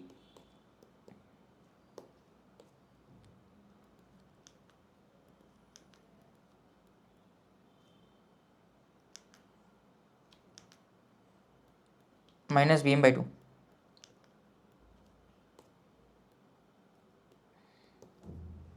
Okay,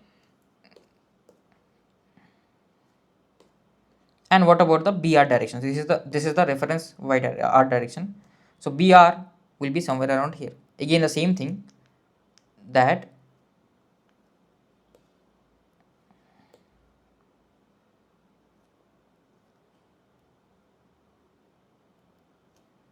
this is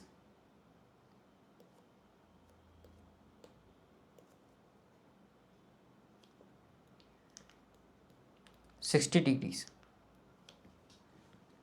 Okay, this is 60 degrees. So now can you find out the resultant? It's very simple to find out the resultant, right? So basically this will have two components. One will be along the Br, one will be perpendicular to the Br. So this is Br cos 60, this is Br sin 60. So sorry, this will be By sin 60 and this will be also Br sin 60. So what will happen ultimately is that these perpendicular components will cancel each other out. So if you observe, as I am telling, that this component will be cancelled out, only the component along the r axis, r coil, will be added. So here what is the value?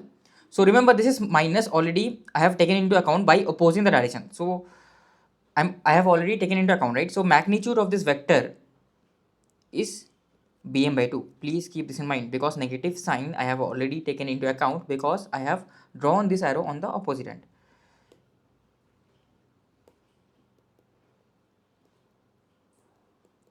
and this is again plus Bm by 2.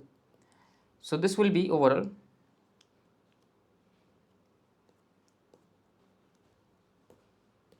this will be Bm by 2 cos 60, that is half, so Bm by 4, right, plus Bm by 4. So it is basically Bm by 2 only, and already in the same y axis I have already a plus Bm field over here, right, plus Bm. So overall if you see, it will be 3 Bm by 2. Similarly, same thing if you do for any time instant or any theta value, right, you will see, sorry, not any theta value, for any time instant, that value will come out to be 3 by 2 Bm by 2, 3 by 2 into Bm, right? The peak value will always come out to be 3 by 2 Bm. Okay, so that is the intuitive analysis. So basically this is a very remarkable result because it indicates that the net magnetic field is sinusoidal in space. This equation, right, if you see, if you remember this equation, the net magnetic field is sinusoidal in space because it varies cosinusoidal with respect to theta, which rotates with a time at angular frequency omega. So this is phasor, right? And I hope you remember whatever we had discussed in the notes. In case of phasor, basically a phasor rotates with a speed what? Omega, frequency omega, right? This is all phasor. So the magnetic field actually is rotating with a angular speed of omega, that is a electrical quantity, it is electrical radian per second, and this is known as the synchronous speed. This is known as the synchronous speed. So omega can be written in many ways. So omega is written as 2 pi f. Also, if I am discussing about speed, right, generally we discuss in rotations per second or revolutions per minute. So ns, right, synchronous speed is given as what? Simply 2 pi into omega. That is what my ns is equals to. Very simple and easy to understand, right? Okay, so I hope you have understood this. Yeah, ns, say not 2 pi into omega, sorry, omega by 2 pi, right? What am I talking about? Omega by 2 pi. Yes, because one revolution is 2 pi, so how many revolutions? Omega by 2 pi. So ns will be omega by 2 pi. Okay, and your revolutions per minute, ns, capital ns, will be, it will be omega by 2 pi into 60, because per minute how much time it is taking, by 60 into 60 will be there. Okay, so this will be the revolutions per minute, this will be the synchronous speed basically. Okay, so this, right, can be related with a physical quantity. We want to relate this with a physical quantity because all this, right, this is the speed of the magnetic field, correct? All these are electrical quantities, all these are electrical quantities. If I want to discuss about mechanical quantities, how can I discuss about mechanical quantities? So what is mechanical, what do we mean by mechanical? So one thing I remember, that omega electrical or theta electrical was equals to p by 2 into theta mechanical.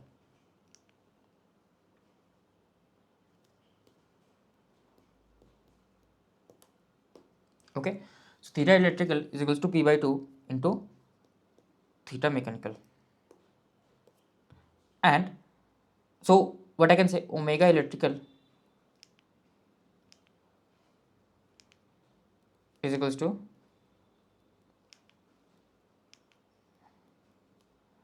p by 2 into omega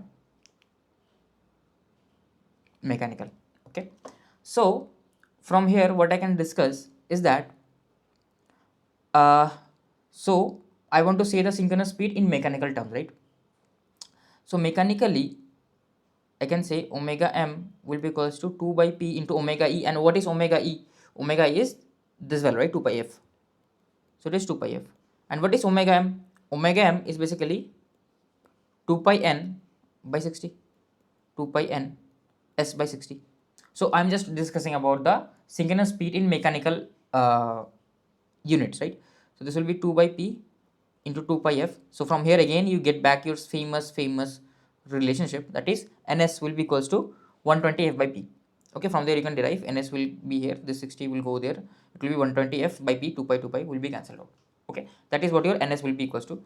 So yeah, so basically the rotating field has these features. It has constant amplitude of 3 by 2 bm, because at every point, right, it will always give 3 by 2 bm depending on the omega t value. Depending on the omega t value, it will keep on rotating keep on revolving, right? This phasor will keep on revolving. You calculate the resultant in any of the point at any of the time instant, you will see the resultant will come out to be 3 by 2 bm. Okay, and it is rotating at a constant speed, that is 2 pi f. Synchronous nature, the field rotates at frequency of the supply. So like you can go and visualize this thing. So we have discussed this at omega equal to 0, the resultant field is along the certain direction. So we have discussed at omega t equal to 0, it is along the red axis, red phase, right? It was along the top, if you remember. Now you put the same value, you put at omega t equals to 30 degree. You put here omega t equals to 30, that is pi by 6, correct? In this equation, all this equation, you put omega t equals to pi by 6, you will get some iy ix value. You will draw the resultant. You will see the resultant, again the magnitude of the resultant will come out to be 3 bm by 2 only, just the phase shift will be there. Okay, that's it. So the same thing, if I want to prove like phasor wise, how can I prove it? That it's a rotating vector, right? So if I assume this to be my reference br, so the y field will be y field will lag by 120, the b field will lead by 120. So if I want to find out the resultant, so I can break this into two components, right? I can break this along two components. One will be along the positive x axis, this is the positive x axis, and one will be along the positive y axis. So if we do the calculations here, right? So resultant along the x axis, so this, right, what is the x axis component? So this whole thing is 120, correct? So this will be how much? This will be 60, this will be 30, sorry, right? Because this thing is 90. So this is how much? This is 60, right? So this is in the opposite of the x-axis direction. So bm cos omega t minus 120 into cos 60, it is here, and this also will be the same thing, cos 60. These two things will be added, but in the opposite direction. That's why the negative signs are here. Okay. So resultant along the x-axis comes out to be this value. Again, if you do some simplifications, you will get this value. Okay. Now what about the y component? In the y component, same thing, right? Now this is already there in the x component, it has no y component. So this has a y component along the here and along here. So if I find out the y component value, this will be root 3 by 2 bm omega t plus 120, this will be minus omega t minus 120, because here remember it is plus 120, it is minus 120. Okay, so yeah, that is what my y axis is. So actually this is wrong, right? This should be, this y axis is wrong, this should be the, okay, this is, if I'm going r by b, okay, I have made my mistake, because r by b phase sequence is very important, right? My mistake, my bad, apologies. So this magnetic field should be at the top, this magnetic field should be at the bottom, because my phase sequence is r y b. This is my phase sequence, right? So if phase sequence is r by b, so this should lag by 120, this should lead by 120. I hope I have not made any mistake over here, because both of them were adding. So yeah, here no mistakes were there, but here some mistakes were there. Okay, so now if you do the simplification, you will get minus 3 by 2 b max sin omega t. Okay, so the resultant field as rotating vector, comparing both the components, okay, both x and y, if I put in vector format, right, what do you observe? It is just like a, what if I find out the magnitude of resultant? What do I find out the magnitude of the resultant? The magnitude of the resultant, right? All this I am deriving at theta equal to 0. Okay, at theta equal to 0 I am deriving, because here there is no theta, because theta is already taken into account with this, right? Theta is already taken into account with this space division, right? Time and space division, theta is already taken into account. So the magnetic field magnitude of the resultant magnetic field is 3 by 2 of b max, which I already discussed, right? And if you see, it is just an equation of a circle, just an equation of a circle. So basically theta is already taken into effect. Why? How is theta taken into effect? Because these are the coils, right? If you remember, these were my coils, this was my blue phase, this was my red phase, this was my yellow phase, right? So that's why theta is already taken into effect here. So if I see spatially, if I am rotating in the space angle, I am observing it is just a rotating field, because this is what equation of a circle, and the circle is somewhat like this.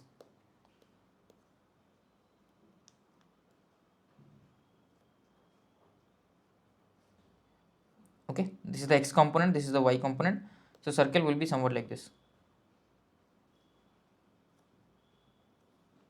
Okay, So this is basically the resultant field. I hope you understand. This represents a vector of constant magnitude 3 by 2 Bmax rotating clockwise in the negative theta direction. Okay. So in this case, it is rotating in the negative theta direction. Depends on the, so because theta is in this direction, right? Because positive theta is in the anti-clockwise direction.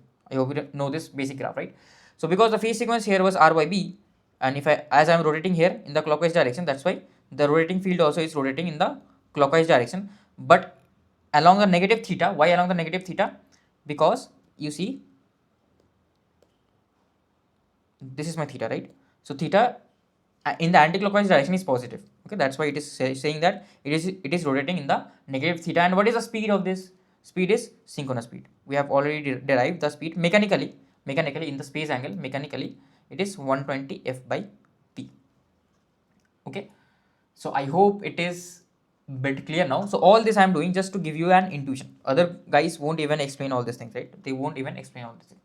Okay, so I hope you have understood this point. Please remember this, right? This speed is the speed of the rotating magnetic field with respect to what?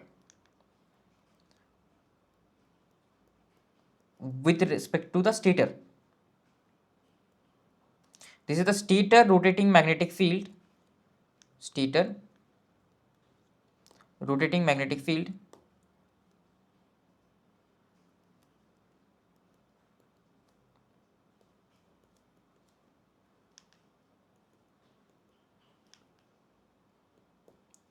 with respect to stator. Okay, so I hope you have understood this point. What is a stator rotating magnetic field? So in the next lecture, I will just give you like what a overview what you do. So basically, we give a three-phase balance supply, right? And this three-phase balance supply generates a rotating magnetic field.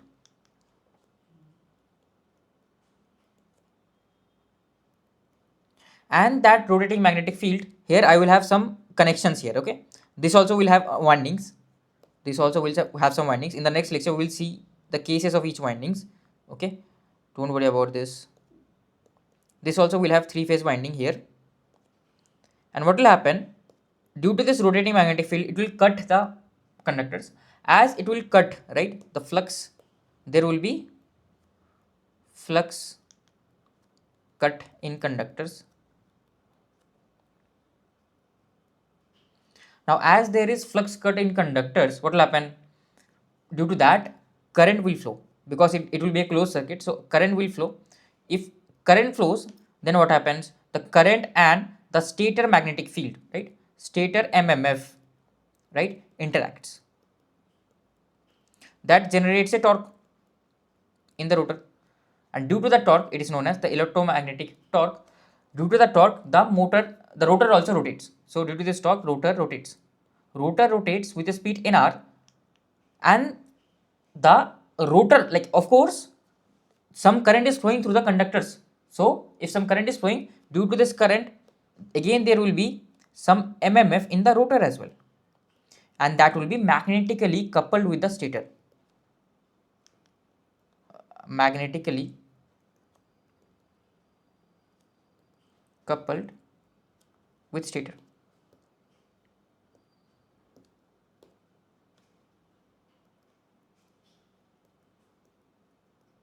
Okay, so this is the actual working. So as it is magnetically coupled, what will happen? Alignment torque will happen, but the speed of the rotor magnetic field with respect to stator will be ns. The speed of the stator magnetic field with respect to stator will be ns. Speed of the rotor, right, speed of rotor will be nr, and nr will not be equals to ns. Okay, please keep this in mind. This is the speed of the rotor, this is not the speed of the rotating magnetic field. Okay, and the difference between, like, this ratio is known as basically ns minus nr, sorry, this ratio, right, slip speed, it is known as slip speed. This ns minus nr is known as slip speed. Okay, we will discuss about the slip speed. It is defined in terms of s. We will discuss about all this in the next lecture. Okay, I hope you have enjoyed this lecture, because we were building all the base to explain you this, right, in a single page. I wanted to explain you this. I could have started with this only. I could have directly started, and in other institutes most of them will start from here only. Okay, they will directly say all this, and you will also understand this. But I have tried to explain each and every point, okay, to the extent that I can go, because this is a gate exam, so we have to be exam oriented as well, right? We cannot just be uh, only know everything conceptually, but we are not able to solve in the exam. So that is also very important. That's why I have to make the content according to both needs. Okay, so in the next lecture we will understand more about this and working about this. So don't worry if you could not understand the working of induction motor, because I have not explained it yet, right? I have just explained what happens if I provide a three-phase current, balanced current in a winding, what kind of magnetic field I get, what happens in rotation. Okay, so yeah, that's it basically from my end for this lecture. I will see you in the next lecture. Until then, happy learning.